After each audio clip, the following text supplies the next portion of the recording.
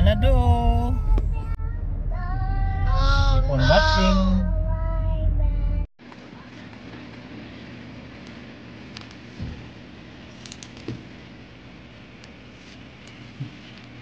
Why does it kind of sound like he's not able to? I don't think he eats long spaghetti.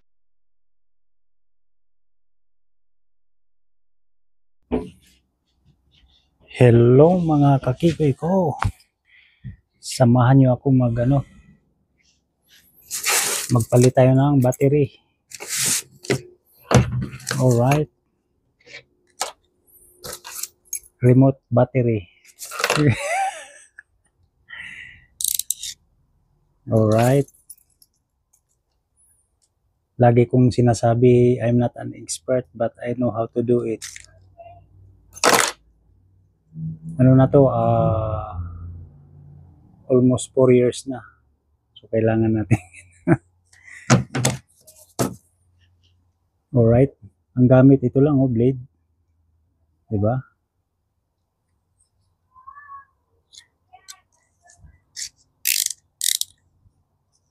May audience ako rito, nandun yun. Yung apo ko. Kasi pag yung yung flat screwdriver masyadong makapal kasi very thinner to eh. So blade ang kailangan, pero doble ingat. Ganun lang yan, no? Alright. Yun. Shout out doon sa sa Sergeant Auto Parts. Ano na ako doon, nag-deal mga 14 years na, mahigit. So ito yung bago, no? Ito pa yung luma, ito yung bago. So Energizer, kailangan pag bumili kayo, merong code to eh.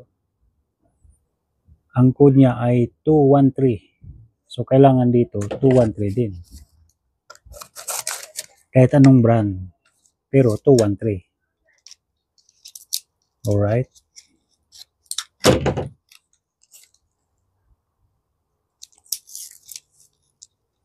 Ganun lang. Walang bagay sa ibabaw ng mundo na tumatagal. Do you know what I mean? Hirap tanggalin to ah.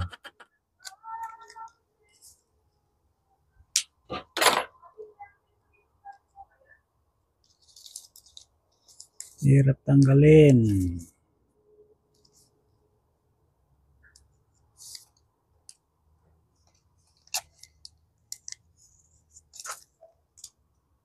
Actually, yung isa na ko na, no? Napalitan na doon mismo sa store. So ito dito sa bahay. Ayan. Kung mapapansin nyo, 3 volts nga pala to. Ayan. Alright. So, kakabit na natin. Kailangan hindi kayo pwedeng magkamali kasi to, may positive tsaka negative.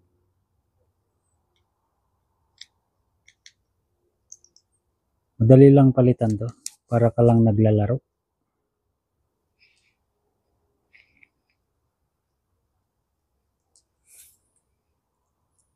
Ano to eh, command start.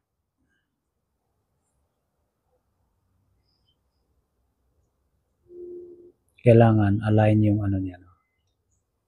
Kasi pag hindi mo i-align, merong wire dito sa loob na mababali siya. Oh, wait.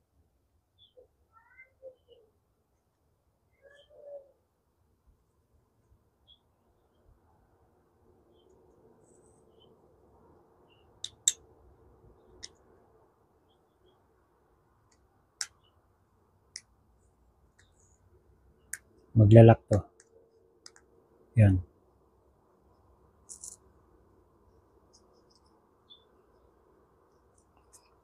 So ngayon, okay na siya. Kailangan tutunog yung ano doon, sasakyan. Pag marinig nyo,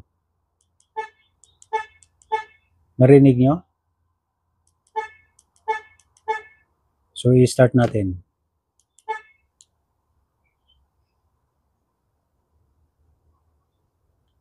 Ayun, nag-start siya mga kakikoy ko. So, yun lang. Maraming salamat sa panonood sa aking video.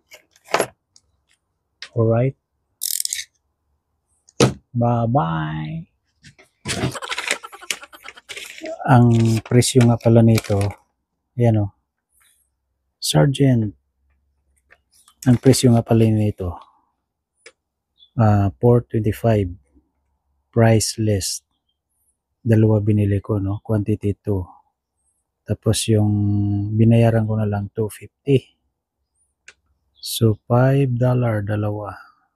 Plus yung 25% tax or 5%. Ano yan? Federal 5%. Tapos yung 30%